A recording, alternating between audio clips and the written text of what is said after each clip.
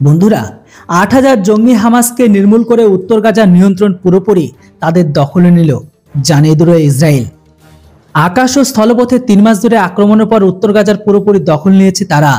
এবার তাদের নজর দক্ষিণ গাজার পুরোপুরি নিয়ন্ত্রণ নিয়ে সেখান থেকে হামাসকে চিরতরে নির্মূল করা, এমনটাই কথা জানালো এবার ইসরায়েল সেনা।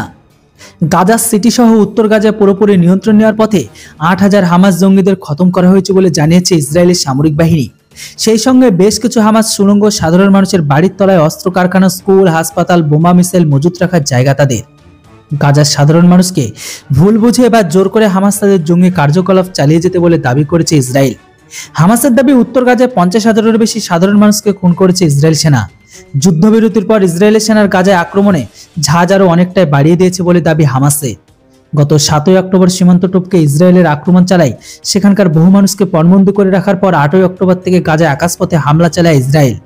এরপর নভেম্বর শেষ থেকে স্থলপথে ইসরায়েল সামরিক বাহিনী গাজাকে হামাস জঙ্গিদের হাত থেকে মুক্ত করতে অভিযান চালায়। যদিও উত্তর গাজায় এখন নজর পড়েছে ইসরায়েলের পতাকা।